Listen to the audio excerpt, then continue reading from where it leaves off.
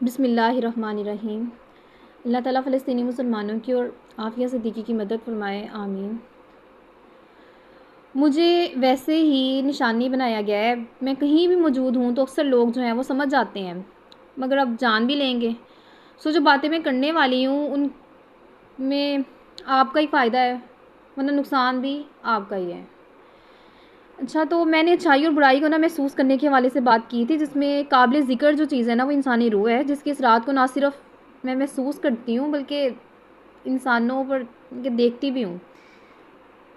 کفار کا تو معاملہ ہی مختلف ہے نا، مگر امت مسلمہ میں بھی نا سب لوگ ایک جیسے نہیں ہیں، کچھ نیک روحیں ہیں، کچھ درمیانی ہیں، اور کچھ میں تھوڑا برائی اور نفاق کا مادہ بھی پایا جاتا ہے۔ اسی لیے نا آپ لوگوں کو درمیانی امت کہا گیا ہے۔ ترمذی میں روایت ہے کہ آپ صلی اللہ علیہ وسلم نے فرمایا، اللہ تعالیٰ میری امت کو، یا یہ فرمایا محمد صلی اللہ علیہ وسلم کی امت کو گمراہی پر اکٹھا نہیں کرے گا۔ ایک تو وہ نیک لوگ بھی آگے اور درمیانے بھی آگے، تو وہ پھر کثرت انہی سے بنتی ہے۔ تو اب ہمیں کچھ لوگ ایسے بھی ہیں جو اپنی خواہشات کی تو پیروی کرتے ہیں اور چاہتے ہیں کہ دوسروں کو بھی اللہ تعالیٰ کی راہ سے روکیں، تو ان میں سے اکثر جو ہیں وہ تیسری والی کیٹیگری سے بلونگ کرتے ہیں۔ یہاں کوئی کسی کے جیسا نہیں ہے اور نہ کوئی کسی کے جیسا ہونے والا ہے، لہٰذا اپنے جو دین و ایمان ہے اور معاملات ہیں ان کی اللہ کی مدد سے حفاظت کریں اور دوسروں کو بھی اچھی نصیحت کریں۔ جو نصیحت ہے وہ اہل ایمان کو فائدہ دیتی ہے۔ انفرادی طور پر تو اب یہ ہر ایک کا اپنا معاملہ ہے، لیکن اگر جب اجتماعی طور پہ ہم یہ دیکھتے ہیں نا تو یہ دور حاضر کے جو فتنے ہیں، وہ یہ جو تیسرے والی کیٹیگری ہے نا وہ ان کے لیے زیادہ وہ ولنریبل ہیں۔ فتنہ جو ہے نا یہ تو ہر کسی کو ہی افیکٹ کرتا ہے۔ اب بات یہ جو کرتے ہیں نا کہ تخلیق تو اللہ تعالیٰ نے کیا تو پھر ہم پر گناہ کیسا، تو ان کا یہ جو جواز ہے نا یہ ان کو کوئی فائدہ دینے والا بھی نہیں ہے، کیونکہ اس معاملے کی جو حقیقت ہے نا وہ مختلف ہے، اور یہ جو سکرپٹڈ کرتے ہیں یہ بھی انتہائی گھٹیا قسم کی بات ہے۔ اللہ تعالیٰ کی ذات ان چیزوں سے پاک اور بلند ہے، وہ بالا ہے ان چیزوں سے۔ اگر اللہ تعالیٰ نے کہہ دیا ہے نا کہ ان اللہ علی کل شیء قدیر، تو وہ ہر چیز پہ قادر ہے، اس کے کن سے کچھ بھی ہو سکتا، یعنی کہ جیسا وہ چاہتا ہے وہ کہتا ہے کہ کن ہو جائے، وہ ہو جاتا ہے۔ اس نے کہا ہے کہ لیسا کمثلہ شیء، تو اس جیسی کوئی چیز نہیں ہے، اس نے کہہ دیا اس جیسی کوئی چیز نہیں تو ایسا ہی ہے۔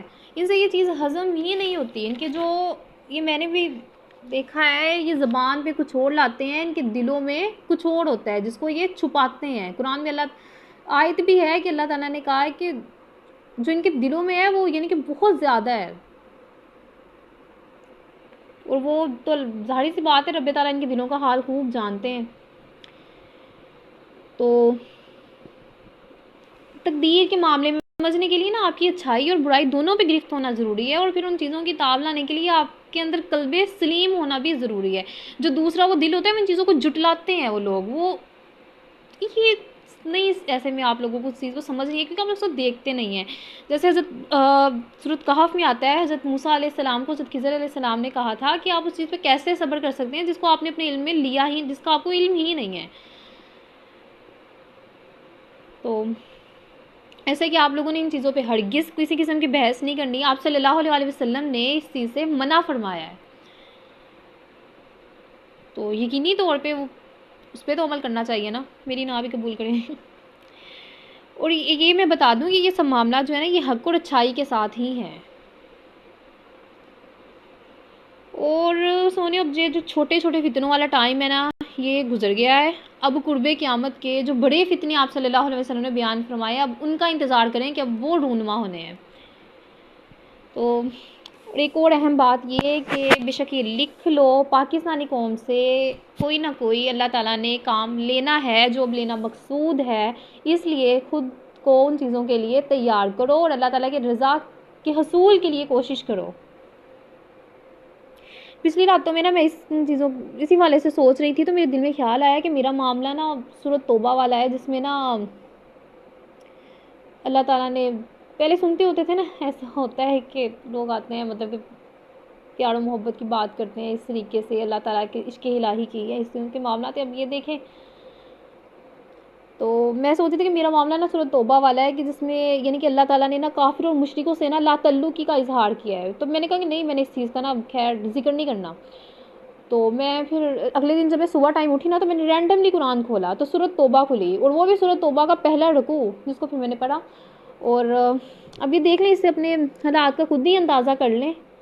کچھ چیزیں تو آپ پہ بھی ہیں، ڈھکی چھپی نہیں ہے. باقی جو ضرورت ہوا وہ میں بتا دوں گی انشاءاللہ. تو ان باتوں کا اثر لیں، تقوی اختیار کریں، اللہ تعالیٰ کی رحمت کی امید رکھیں، اس سے ڈریں. قرآن کو نا کوشش کریں جتنی ہو سکے کہ قرآن کو ترجمہ کے ساتھ پڑھیں، اور نماز کی ہر حال میں پابندی کریں. یہ تو کوشش نہ بھی ہو سکے تو کوشش کریں کہ نماز ہم نے پڑھنی ہے، اور قرآن کو ترجمہ سے پڑھیں.